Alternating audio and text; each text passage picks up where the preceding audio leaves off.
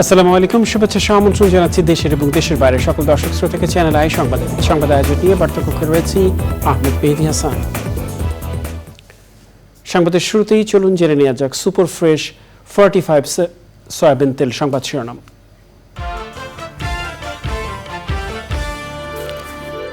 দাতা সংস্থারা মুখ ফিরিয়ে নিলেও জনগণের টাকায় পদ্মা সেতু হয়েছে বললেন প্রধানমন্ত্রী। সারা দেশের মানুষের ভাগ্যের পরিবর্তন মন্তব্য। আমরা বাংলাদেশের জনগণের টাকায়, দেশের মানুষের টাকায় এই সেতুটা নির্মাণ।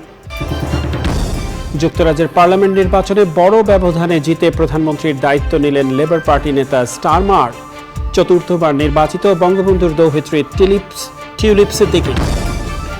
তৃতীয় দফা বন্যায় সিলেটের বিভিন্ন নদীর পানি বিপদসীমার ওপরে প্রবাহিত। জামালপুর, গাইবান্ধা, কুড়িগ্রামেও বন্যা পরিস্থিতির অবনতি। এবং বিশিষ্ট শিক্ষাবিদ, কথা সাহিত্যিক আসমা আব্বাসীর দাফন সম্পন্ন। স্বজন শুভানুধ্যায়ীদের শ্রদ্ধা, ভালোবাসায় চিরবিদায়।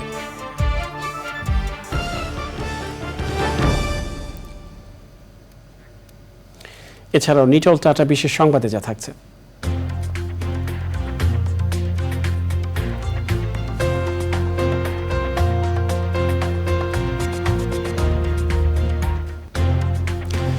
বরিশালে বাংলা ভাষার রিয়েলিটি শো ইস্পাহানি মির্জাপুর বাংলাবিদের বাছাই পর্বের খবর।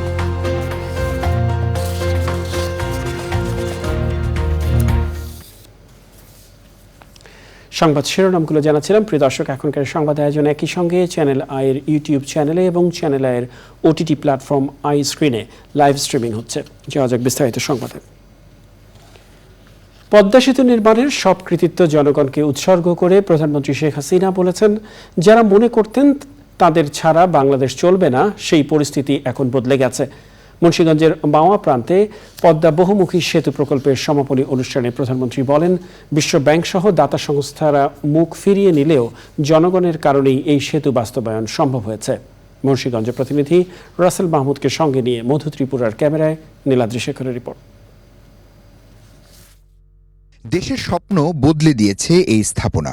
পদ্মা সেতু শুধুমাত্র একটি সেতুই নয়, বাঙালির আবেগ, ভালোবাসা, সামর্থ্য আর গর্ব হয়ে দাঁড়িয়ে আছে পদ্মার বুক চিরে। 2022 সালে চলাচলের জন্য উন্মুক্ত করে দেওয়ার পর এই সেতু পরিবর্তন করে দিয়েছে দক্ষিণাঞ্চলের 21 জেলাকে। এখন প্রতিদিন গড়ে 18,000 যানবাহন চলাচল করছে পদ্মা সেতু দিয়ে। মাওয়া প্রান্তে পদ্মা সেতুর সমাপনী উপলক্ষে সুধী সমাবেশে যোগ দেন প্রধানমন্ত্রী শেখ হাসিনা।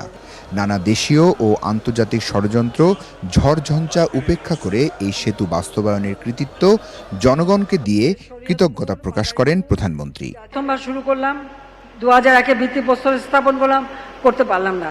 দ্বিতীয়বার আসলাম, জাতীয় আন্তর্জাতিক ষড়যন্ত্র। আর এই ষড়যন্ত্র যখন মামলা করলো ওয়ার্ল্ড ব্যাংক কানাডা ফেডারেল কোর্টে, সেই মামলায় রায় দিয়ে দিল যে এই পদ্মা সেতুর প্রকল্পের টাকায় 1 পয়সাও দুর্নীতি হয় নাই। ওয়ার্ল্ড ব্যাংক যা বলেছে সব ভুয়া, মিথ্যা, বানোয়াট। এমডির পদের জন্য আমার কাছে তদবির করতে হিলারি ক্লিন্টন ফোন করলেন। 20 মিনিট ধরে ফোন ছাড়ে না, একবার না দুইবার। শেরি ব্লেয়ার তিনি ফোন করলেন। ফ্রান্সের প্রেসিডেন্টের প্রতিনিধি আসলো, পৃথিবীর অনেকেই আসলো। আমি শুধু জিজ্ঞেস করলাম যে আমাকে একটা কথা বলেন যে এই এমডির পদে কি মধু আছে। এই সেতু শুধু দক্ষিণাঞ্চলই নয়, সারা দেশের মানুষের ভাগ্য পরিবর্তন করে দিয়েছে উল্লেখ করেন সরকার প্রধান। এই সেতু আমাদের গর্বের সেতু, এটা টাকার অঙ্ক দিয়ে বিচার করার নয়। এই একটা সিদ্ধান্ত, আমি শুধু এটুকু বলতে চাই যে এই একটা সিদ্ধান্ত বাংলাদেশকে অন্তত সেই মর্যাদা দিয়েছে যে আগে যারা কথায় কথায় আমাদের উপর খবরদারি করত আর ভাবখানা ছিল যে এরা ছাড়া বাংলাদেশ চলতেই পারবে না, সেই মানসিকতাটা বদলে গেছে। এখন বাংলাদেশ শুনলে মানুষ সমীহ করে আন্তর্জাতিকভাবে। বাংলাদেশের জনগণ একটা মর্যাদা আসলে অধিষ্ঠিত হয়েছে। আমি আল্লাহ রাব্বুল আলামিনের কাছে সত্যি কৃতজ্ঞ, আর কৃতজ্ঞ আমার দেশবাসীর কাছে। যখন সবাই না করছে, আমি যখন বলছি আমি করব, আজকে যে করতে পেরেছি, আজকে যে পদ্মা সেতু শেষ করতে পেরেছি আমরা, আর যা আমার দক্ষিণ অঞ্চলের মানুষের আর্থসামাজিক উন্নয়নে দ্বার উন্মোচিত হয়েছে। সমাপনী এ অনুষ্ঠানে ছিল বর্ণিল সাংস্কৃতিক আয়োজন, যা উপভোগ করেন প্রধানমন্ত্রী সহ আমন্ত্রিত অতিথিরা। পদ্মা সেতু নিছক কোনো সেতু নয়, এখানে বাঙালির স্বপ্ন ধরা দেয়। এই সেতু বদলে দিয়েছে বাংলাদেশের চালচিত্র। পদ্মা সেতুর কাজের সমাপনীর মধ্যে দিয়ে বাঙালি স্বপ্ন দেখছে দ্বিতীয় পদ্মা সেতু নির্মাণের, যার অঙ্গীকার করেছিল বর্তমান সরকার। নীলাদ্রি শেখর, চ্যানেল আই, মাওয়া, মুন্সিগঞ্জ। যুক্তরাজ্যের পার্লামেন্ট নির্বাচনে বড় ব্যবধানে জিতে প্রধানমন্ত্রীর দায়িত্ব নিলেন লেবার পার্টি নেতা কিয়ার স্টারমার। রাজা চার্লসের সাথে দেখা করে সরকার গঠনের জন্য আনুষ্ঠানিকভাবে দায়িত্ব নিয়েছেন তিনি। প্রধানমন্ত্রীর ভাষণে স্টারমার বলেছেন, সামনে এগিয়ে যেতে হবে এবং প্রত্যেক নাগরিককে সমান চোখে দেখা হবে। রিয়াজ ইসলামের report. When the gap between the sacrifices made by people and the service they receive from politicians grows this big, it leads to a weariness in the heart of a nation. প্রথমে দেশ, তারপর দল, এভাবেই 10 নম্বর Downing স্ট্রিটে দাঁড়িয়ে প্রধানমন্ত্রী হিসেবে প্রথম ভাষণে দেশের কথা বললেন লেবার নেতা Keir Starmer. Where I accepted an invitation from His Majesty the King to form the next government of this great nation. প্রথম ব্রিটিশ এশিয়ান প্রধানমন্ত্রী ঋষি সুনাকের প্রশংসা করেন তিনি। The outgoing Prime Minister Rishi Sunak, his achievement as the first British Asian Prime Minister of our country, the extra effort that will have required should not be underestimated by anyone. Buckingham প্যালেসে রাজা চার্লসের সাথে দেখা করে সরকার গঠনের জন্য আনুষ্ঠানিকভাবে দায়িত্ব গ্রহণ করেন স্টারমার। এর আগে ঋষি সুনাক প্রধানমন্ত্রীর পদ থেকে পদত্যাগ করেন এবং বলেন তিনি কনজারভেটিভ পার্টির নেতার পদ থেকেও পদত্যাগ করবেন। Will be all our successes, and I wish him and his family well. Whatever our disagreements in this campaign, he is a decent, public-spirited. যুক্তরাজ্য জুড়ে বৃহস্পতিবার যুক্তরাজ্যের 58তম পার্লামেন্ট নির্বাচনে ভোট হয়। শুক্রবার বাংলাদেশ সময় রাত 3টায় ভোট শেষে শুরু হয় গণনা। 98টি রাজনৈতিক দলের রেকর্ড 4515 জন প্রার্থীর অংশ নেয় এই নির্বাচনে। আগে থেকে বিভিন্ন জরিপে এগিয়ে ছিল কিয়ার স্টারমারের লেবার পার্টি। সংখ্যাগরিষ্ঠ আসন পাওয়া দলকে সরকার গঠন ও দলের নেতাকে প্রধানমন্ত্রী হওয়ার আহ্বান জানাবেন রাজা তৃতীয় চার্লস। দ্বিতীয় সংখ্যাগরিষ্ঠ আসন পাওয়া দল পার্লামেন্টের প্রধান বিরোধী দল হবে। রিয়াজ ইসলাম, চ্যানেল আই। এদিকে বুথ ফেরত জরিপই সত্য হলো, যুক্তরাজ্যের নির্বাচনে বড় ব্যবধানে জয় পেয়েছে লেবার পার্টি। যুক্তরাজ্যের সাধারণ নির্বাচনে বিপুল ভোটের ব্যবধানে জিতেছেন বঙ্গবন্ধু শেখ মুজিবুর রহমানের দৌহিত্রী টিউলিপ সিদ্দিক। রোশনারা আলী এবং আফসানা বেগম সহ বাংলাদেশি বংশোদ্ভূত আরও প্রার্থী বিভিন্ন আসনে জয়ী হয়েছেন। আল মুকসিদের রিপোর্ট। যুক্তরাজ্যের নির্বাচনে বিপুল ভোটের ব্যবধানে জিতেছে বঙ্গবন্ধু শেখ মুজিবুর রহমানের দৌহিত্রী টিউলিপ সিদ্দিক। নিকটতম প্রতিদ্বন্দ্বী কনজারভেটিভ পার্টির প্রার্থীর চেয়ে প্রায় দ্বিগুণ ভোটে জিতেছেন তিনি।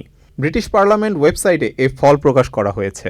টিউলিপ সিদ্দিক পেয়েছে 23,432 ভোট, আর তার নিকটতম প্রতিদ্বন্দ্বী কনজারভেটিভ পার্টির ডন উইলিয়ামস পেয়েছে 8,462 ভোট। এই জয়ের মাধ্যমে টানা চতুর্থবারের মতো এমপি নির্বাচিত হলেন তিনি। For all the hours you put in, whether it was knocking on doors, delivering leaflets, phoning people on my behalf, I'm eternally grateful, and we couldn't have done it without you. And of course, can't make any speech without thanking my long-suffering family who are sitting there. So thank you very much. Thank you, Mark. Bangladeshi বংশোদ্ভূত রুশনারা আলী যুক্তরাজ্যের নির্বাচনে labour party থেকে টানা পঞ্চমবারের মতো MP নির্বাচিত হয়েছেন। Green and বো আসন থেকে জিতেছেন রুশনারা আলী। রুশনারা আলী 15,896 ভোট পেয়ে নির্বাচিত হয়েছেন। তার নিকটতম স্বতন্ত্র প্রার্থী আজমল মসরুর পেয়েছে 14,207 ভোট। আরেক Bangladeshi Afsana Begum popular and lime house আসন থেকে 18,535 ভোট পেয়ে জয়লাভ করেছে। তার নিকটতম প্রতিদ্বন্দ্বী গ্রিন পার্টির নাথালি বেইনফিট পেয়েছে 5,975 ভোট। এছাড়াও আরও এক বিজয়ী প্রার্থী রূপা হক পেয়েছে 22,340 ভোট এবং তার নিকটতম প্রতিদ্বন্দ্বী জেমস উইলসর ক্লাইভ পেয়েছে 8,345 ভোট। Al মুকসিদ, channel I. তৃতীয় দফা বন্যায় সিলেটের বিভিন্ন নদীর পানি বেশ কদিন ধরে বিপদসীমার উপর দিয়ে বইছে। জামালপুর, গাইবান্ধা, কুড়িগ্রামেও বন্যা পরিস্থিতির অবনতি হয়েছে। এসব এলাকার সড়ক ও জনপদ ডুবে যাওয়ায় ব্যাপক ভোগান্তিতে মানুষ। তবে 24 ঘন্টায় ভারী বৃষ্টিপাত না হওয়ায় সুনামগঞ্জের নদ নদীর পানি কমেছে। সারা দেশের বন্যা পরিস্থিতি নিয়ে মিথিলা নাজনীনের রিপোর্ট। বৃষ্টিপাত কিছুটা কমলেও গাইবান্ধার সব কয়টি নদ নদীর পানি বেড়ে চলেছে। ব্রহ্মপুত্র, যমুনা ও ঘাঘট নদীর পানি বাড়ায় চর ও দ্বীপচরের নতুন নতুন এলাকা প্লাবিত হয়েছে। গত 24 ঘন্টায় ফুলছড়ি পয়েন্টে যমুনা ব্রহ্মপুত্রের পানি আরও 25 সেন্টিমিটার বৃদ্ধি পেয়ে এখন বিপদসীমার 87 সেন্টিমিটার উপর দিয়ে প্রবাহিত হচ্ছে এবং ঘাঘট নদীর নিউ ব্রিজ পয়েন্টে 26 সেন্টিমিটার বৃদ্ধি পাওয়ায় বিপদসীমার 37 সেন্টিমিটার উপর দিয়ে প্রবাহিত হচ্ছে। তবে তিস্তা নদীর পানি কমতে শুরু করেছে। পানি বৃদ্ধির ফলে গাইবান্ধা সদর, ফুলছড়ি, সুন্দরগঞ্জ ও সাঘাটা উপজেলার চর ও নিম্নাঞ্চলে পানি ঢুকে পড়েছে। চরের অনেক বাড়িঘরে পানি ওঠায় গরু, ছাগল, হাঁস, মুরগি নিয়ে চরম দুর্ভোগে চরবাসী। জামালপুরে বন্যা পরিস্থিতির আরও অবনতি হয়ে 18টি ইউনিয়নের 50,000 মানুষ পানিবন্দী হয়ে পড়েছে। তলিয়ে গেছে কয়েক হাজার হেক্টর ফসলি জমি ও রাস্তাঘাট। বিভিন্ন এলাকায় সংযোগ সেতু ভেঙে যাওয়ায় সড়ক যোগাযোগ বন্ধ রয়েছে। বন্যার পানি ঢুকেছে জেলার অর্ধশতাধিক শিক্ষা প্রতিষ্ঠানে। বাড়িঘরে পানি ওঠায় কয়েকশো পরিবার গবাদি পশু নিয়ে আশ্রয় কেন্দ্রে আশ্রয় নিয়েছে। বাড়ি ঘরে থাকতে পারছি না, আন্দাবার পানছি না, আমরা গরু বৌরি কিচ্ছু আমরা রাখতে পারতেছি না। কোন যাই আঙ্গের কুল কিনার নাই। জায়গা জমি এলাকা ভাঙ্গা শেষ হয়ে যাইতেছে। নদী ভাঙতে আমার জায়গা জমি যা আছে সব কিছু নদীর ভিতরে চলে গেছে, আর এখন বন্যা শুরু হয়ে গেছে। 4-5 ঘন্টার মধ্যেই ঘরে পানি উঠে গেছে, গরু বাছানো খুব কষ্ট। আগুন দিয়ে রাইতেছি না, ভাত পাক করে খাওয়ার হইতেছি না। আমার ঠাই নাই, আর যুদ্ধ ছিল ইয়ার ভাঙেছিল নিজে অনেক জায়গা। কুড়িগ্রামে ব্রহ্মপুত্রের পানি বৃদ্ধি অব্যাহত থাকায় জেলার বন্যা পরিস্থিতির আরও অবনতি হয়েছে। ভেঙে পড়েছে যোগাযোগ ব্যবস্থা। এসব এলাকায় যোগাযোগের একমাত্র মাধ্যম নৌকা ও কলাগাছের ভেলা। বাসি আমদি বাড়ি খোয়ার কষ্ট, গরু বাসু ছোয়ার কষ্ট, চড়াই চুলকুন ছোয়ার কষ্ট, আর কি কম। যে যাবো এক জায়গায় কোনো শুকনো পট্টত কোনো কিছু নাই, এখন লোকের মধ্যেই মনে করেন যে এইভাবে যে পানির মধ্যে অবস্থান করতেছে। সিলেটে সুরমা ও কুশিয়ারা নদীর পানি এখনো 6টি পয়েন্টে বিপদসীমার উপর দিয়ে প্রবাহিত হচ্ছে। তবে কুশিয়ারা নদীর ফেঞ্চুগঞ্জ পয়েন্ট ছাড়া বাকি সবকটি পয়েন্টে পানি কমেছে। জেলায় গত 24 ঘন্টায় মাত্র 25.6 মিলিমিটার বৃষ্টিপাত রেকর্ড করা হয়েছে। আবারও ভারী বৃষ্টি হলে মানুষের দুর্ভোগ বাড়বে এবং বন্যার অবনতি হওয়ার আশঙ্কা রয়েছে। Mithila Nazneen, Channel I. দুর্নীতির বিরুদ্ধে প্রধানমন্ত্রীর জিরো টলারেন্সের ঘোষণা এবার সত্যি হবে বলে আশাবাদী জাতির পিতা বঙ্গবন্ধু শেখ মুজিবুর রহমানের একান্ত সচিব, বাংলাদেশ ব্যাংকের সাবেক গভর্নর ডক্টর মোহাম্মদ ফরাসউদ্দিন। সরকার প্রধানের কাছে তার চাওয়া চলমান দুর্নীতি বিরোধী অভিযান যাতে মাদক কিংবা ক্যাসিনো বিরোধী অভিযানের মতো পথ না হারায়। বিশ্ববিদ্যালয়ের শিক্ষার্থীদের অংশগ্রহণে ছায়া সংসদ বিতর্ক প্রতিযোগিতায় স্পষ্টবাদী এই অর্থনীতিবিদ বলেন, আঞ্চলিক মোড়ল ভারত বা চীন কারো পক্ষ না নিয়ে সরকার যেভাবে ভারসাম্য রক্ষা করে চলেছেন তা অভিনন্দনযোগ্য। রিজভি নামাজের রিপোর্ট। ঢাকায় ডিবেট ফর ডেমোক্রেসির আয়োজনে বিতর্ক প্রতিযোগিতা। জগন্নাথ বিশ্ববিদ্যালয় এবং কুমিল্লা ভিক্টোরিয়া বিশ্ববিদ্যালয় কলেজের শিক্ষার্থীরা চলতি অর্থবছরে বাজেট টেকসই উন্নয়নে সহায়ক হবে এর পক্ষে বিপক্ষে যুক্তিতর্ক তুলে ধরেন। বিতার্কিকদের প্রশংসা করে প্রধান অতিথি অর্থনীতিবিদ ডক্টর মোহাম্মদ ফরাসউদ্দিন বলেন, বাজেট করতে গিয়ে অতিমাত্রায় আইএমএফ নির্ভরশীলতা উচিত নয়। বাজেটটা যেহেতু আইএমএফ এর সঙ্গে খুব ঘনিষ্ঠভাবে আলাপ আলোচনা করে ঠিক করা হয়েছে। এবং IMF যেহেতু ওই পাচারকৃত অর্থের ব্যাপারে একেবারে নীরব, সেই জন্য বাজেটেও পাচারকৃত অর্থের ব্যাপারে কোনো কিছু বলা নেই। অর্থ পাচার, মুদ্রা পাচার, কর খেলাপ এবং ঋণ খেলাপের যে অশুভ বিশাল চক্র গড়ে উঠেছে, যারা হয়তোবা কোনো সময় সরকারের জন্য হুমকি হয়ে দাঁড়াতে পারে, তাদেরকে দমন করার জন্য আমার মনে হয় কৌশল স্থির করতে হবে। আয়, সম্পদ এবং সুযোগ বৈষম্যের মধ্যে সবার জন্য সমান সুযোগের ব্যবস্থাটি নিশ্চিত করার প্রতি জোর দেওয়ার পরামর্শ দেন বিদগ্ধ এই অর্থনীতিবিদ। খেলাপি তারা মাত্র শতকরা 2 ভাগ দিয়ে 1 বার নয়, 2 বার নয়, 3 বার নয়, 10 বার পর্যন্ত তারা পুনরুত্থান করতে পারবে না। এটা তো বন্ধ করতে হবে, এটা তো হইতে পারে না। আপনি নকল করা, ফেল করা ছাত্রকে তো অবশ্যই গোল্ড মেডেল দিতে পারবে না। যতক্ষণ পর্যন্ত টেকসই দৃশ্যমান দুর্নীতি বিরোধী অভিযান না চলবে, ততক্ষণ পর্যন্ত যারা কর দেন তাদের কাছ থেকে মানে খুব শক্তভাবে বলা, তারা আমাকে বলে যে তুমি কর দিতে বলো, আমি দিলাম কর। অন্যান্য দেশে 1 কিলোমিটার রাস্তা বানাইতে 30 কোটি টাকা লাগে, এইখানে 100 কোটি টাকা লাগে। বিচারকদের মূল্যায়নে বিতর্ক প্রতিযোগিতায় জয়ী হন প্রস্তাবের বিপক্ষের দল জগন্নাথ বিশ্ববিদ্যালয়। রিজভিন আওয়াজ, চ্যানেল আই, ঢাকা। দুপুরে গুলশান আজাদ মসজিদে জানাজা শেষে প্রখ্যাত শিক্ষাবিদ ও কথা সাহিত্যিক আসমা আব্বাসীকে বনানী কবরস্থানে দাফন করা হয়েছে। বৃহস্পতিবার সন্ধ্যা 7টায় গুলশানের নিজ বাসভবনে শেষ নিঃশ্বাস ত্যাগ করেন তিনি। তার বয়স হয়েছিল 83 বছর। তিনি প্রখ্যাত শিল্পী মুস্তাফা জামান আব্বাসীর সহধর্মিণী। বিস্তারিত মুস্তাফা মালিকের রিপোর্টে। আসমা আব্বাসী যেখানেই হাত দিয়েছেন সেখানেই পেয়েছেন সর্বোচ্চ সফলতা। মামা সৈয়দ মুজতবা আলীর সাহচর্যে শুরু করেন সাহিত্য চর্চা। ছিলেন অসম্ভব জনপ্রিয় শিক্ষক। একদিকে শিক্ষকতা, আরেকদিকে লেখালেখি, সব মিলিয়ে অনন্য ব্যক্তিত্বের অধিকারী ছিলেন তিনি। রেডিও টেলিভিশনের আলোচক এবং উপস্থাপক হিসেবেও ব্যাপক জনপ্রিয়তা পান আসমা আব্বাসী। বাংলা ভাষা ও সাহিত্যের অধ্যাপক ছিলেন তিনি। শ্রেষ্ঠ শিক্ষকের সম্মান অর্জন করেছিলেন আসমা আব্বাসী। শ্রেষ্ঠ কলেজ শিক্ষক হিসেবে পেয়েছিলেন শিক্ষা মন্ত্রণালয়ের স্বর্ণপদক। বৃহস্পতিবার সন্ধ্যায় তাঁর মৃত্যু হলে গুলশানের বাসায় ছুটে আসেন স্বজন, সহকর্মী ও পরিচিতজনরা। আসমা আব্বাসীর স্বামী বরেণ্য সঙ্গীতবিদ ও গণমাধ্যম ব্যক্তিত্ব মুস্তাফা জামান আব্বাসী জীবনসঙ্গীকে হারিয়ে শোকে স্তব্ধ হয়ে পড়েন। সহকর্মীরা বলছেন সবার প্রিয় মানুষ ছিলেন তিনি। ব্যাপারটাই কিন্তু আসল কথা, আপার ব্যাপারটা মানে এটা কিন্তু একেবারে কি বলবো, স্মরণীয়, অসম্ভব ভালোবাসেন আমাদের সবাইকে। সর্ব ব্যাপারে কিন্তু উনি খুব অ্যাক্টিভ ছিলেন। ওইটাই আর কি, উনি খুবই মানুষ হিসেবে খুব ভালো ছিলেন।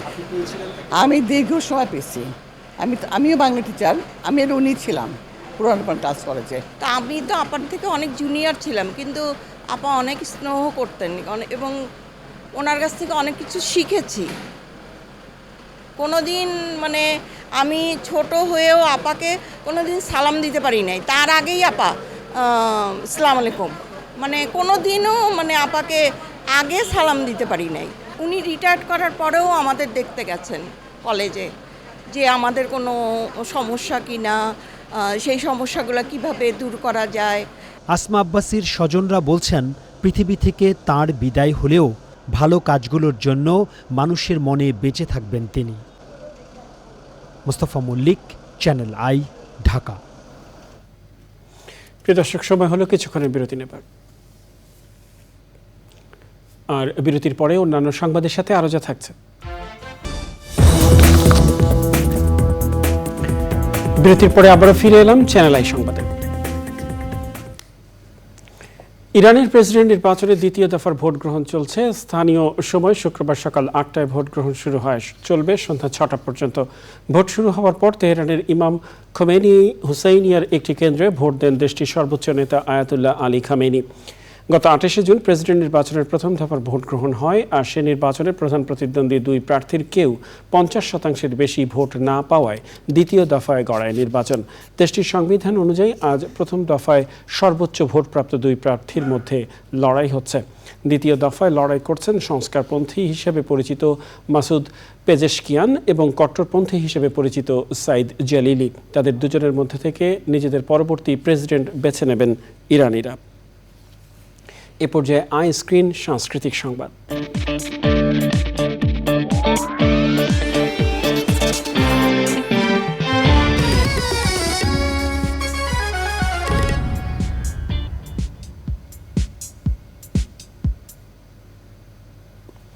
বিশিষ্ট টেলিভিশন ব্যক্তিত্ব, সাবেক সরকারি কর্মকর্তা, শিক্ষাবিদ ও সাহিত্যিক এবং 21 পদকপ্রাপ্ত জামিল চৌধুরীর 90তম জন্মদিন আজ।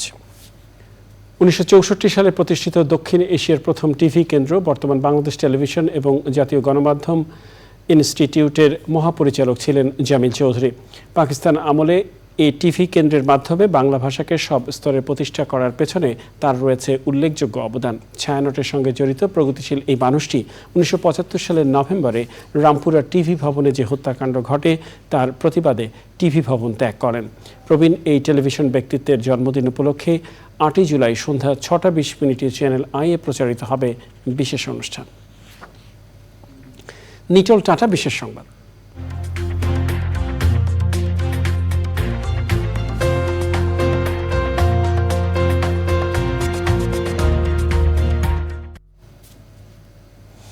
বরিশাল বিভাগের বাছাই পর্বের মধ্য দিয়ে শুরু হলো বাংলা ভাষার রিয়েলিটি শো ইস্পাহানি মির্জাপুর বাংলাবিদের 6ষ্ঠ পর্ব।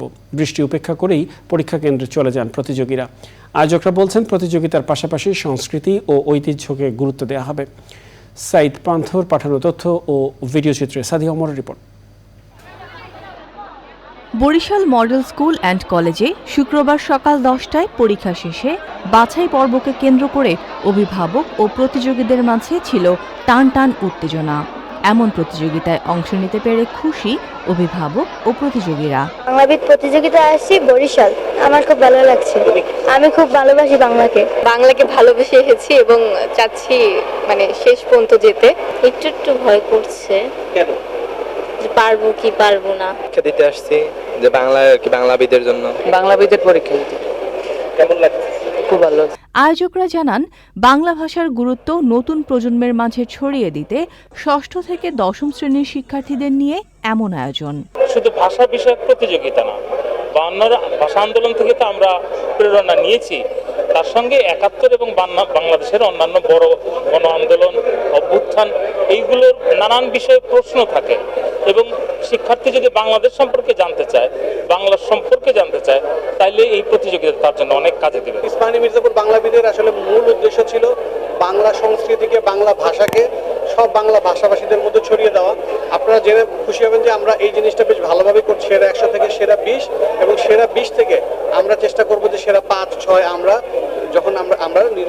নির্বাচিত করব এবং এই সেরা 5-6 জনকে নিয়েই আমরা আসলে চলে যাব হচ্ছে আমাদের ঢাকা বিভাগে এবং আমাদের মূল প্রতিযোগিতায়। এবারের আয়োজনে বরিশাল বিভাগে মোট 14,000 শিক্ষার্থী বাংলাবিদ প্রতিযোগিতায় নিবন্ধন করেছিল। এর মধ্যে বাছাই পর্বে অংশ নিয়েছে 1000-এর বেশি প্রতিযোগী। Sadia Omar, channel I. এ পর্যায়ে কৃষি সংবাদ।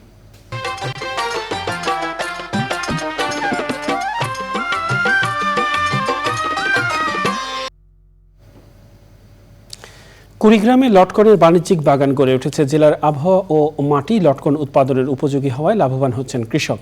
এ অঞ্চলের উৎপাদিত লটকন স্থানীয় চাহিদা মিটিয়ে দেশের বিভিন্ন অঞ্চলে সরবরাহ হচ্ছে।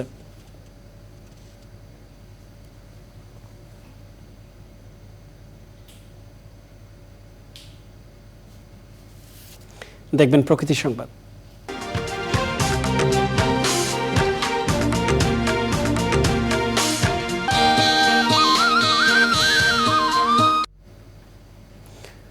বাগেরহাটের প্রত্যন্ত গ্রামে তৈরি কাঠের বাড়ি রপ্তানি হতে যাচ্ছে ইউরোপের দেশ বেলজিয়ামে। বাড়ির কাঠামো, দেয়াল, দরজা ও জানালা এমনকি ছাদও কাঠের তৈরি। পরিবেশ বান্ধব এই বাড়ি রপ্তানির মাধ্যমে নতুন বাজার সৃষ্টি, কর্মসংস্থান তৈরি এবং বৈদেশিক মুদ্রা আয়ের নতুন পথ উন্মোচন হতে যাচ্ছে বলে মনে করছেন সংশ্লিষ্টরা। সরকারি পৃষ্ঠপোষকতায় এই উদ্যোগ আরও এগিয়ে যাবে বলে জানান ন্যাচারাল ফাইবার প্রতিষ্ঠানের উদ্যোক্তা মুস্তাফিজ আহমেদ।